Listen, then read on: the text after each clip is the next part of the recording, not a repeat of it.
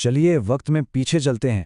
اس دن جب کربلا کے میدان میں سب کچھ رک سا گیا تھا، یہ عاشورہ کا دن تھا اور جنگ کا پہلا گھنٹہ تاریخ کا رخ ہمیشہ کے لیے بدلنے والا تھا۔ ذرا سوچئے، ایک طرف ہزاروں کا لشکر اور دوسری طرف صرف چند لوگ جن کے ہونٹ بھی پیاس سے سوکھے ہوئے تھے۔ یہ صرف دو فوجوں کا آمنا سامنا نہیں تھا، بلکہ حق اور باطل کے بیچ ایک فیصلہ کن لڑائی تھی۔ تو جب صلح کی ساری کوششیں ناکام ہو گئیں، میدان کربلا میں دو لشکر آمنے سامنے آ گئے۔ دیکھتے ہیں کہ یہ کون تھے۔ دیکھیے، دونوں لشکروں میں فرق زمین آسمان کا تھا۔ ایک طرف ابن سعد کی فوج جن کے پاس سب کچھ تھا، تعداد، ہتھیار، اور دوسری طرف امام حسین کے چند ساتھی جن پر تو فرات کا پانی تک بند کر دیا گیا تھا۔ اور یہ فرق صرف کہنے کی بات نہیں ہے، اعداد و شمار دیکھیں تو حالت اور واضح ہو جاتی ہے۔ ابن سعد کے پاس 8,000 تیر انداز اور امام حسین کے خیمے میں صرف 50۔ اس سے صاف پتہ چلتا ہے کہ طاقت کا توازن کس قدر بگڑا ہوا تھا۔ لیکن جیسا کہتے ہیں، جنگ ہمیشہ تعداد سے نہیں جیتی جاتی۔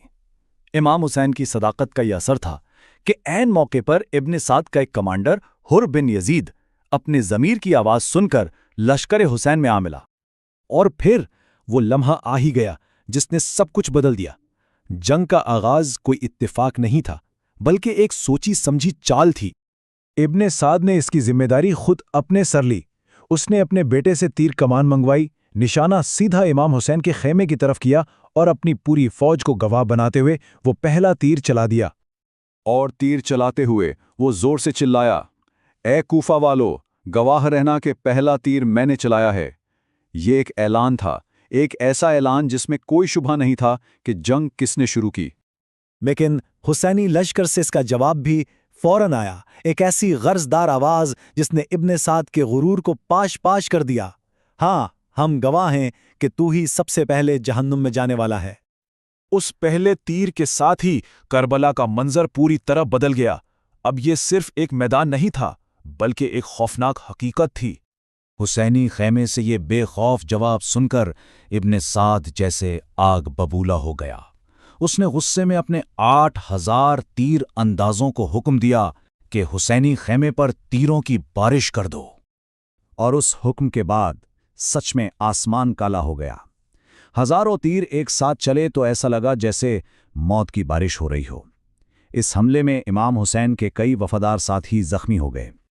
اس قیامت خیز منظر میں بھی امام حسین نے اپنے ساتھیوں کا حوصلہ بلند رکھا۔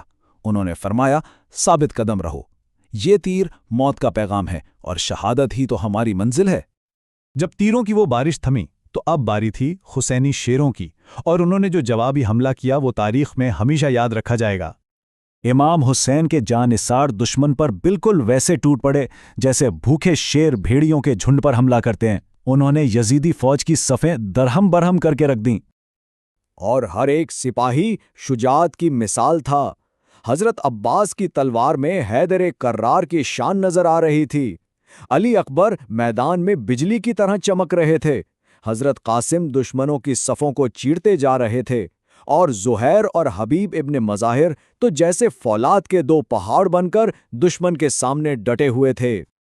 تو چلیے اب دیکھتے ہیں کہ اس پہلے گھنٹے کی شدید ترین جنگ کا نتیجہ کیا نکلا۔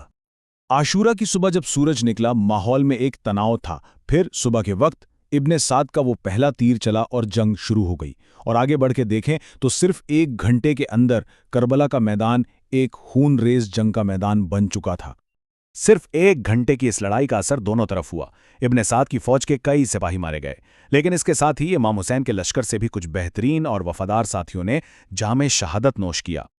ذرا سوچئے، اگر جنگ کے پہلے ہی گھنٹے میں اتنی بہادری، اتنی قربانی اور اتنی شدت تھی تو پھر اس تاریخی دن کا انجام کیا ہوا ہوگا؟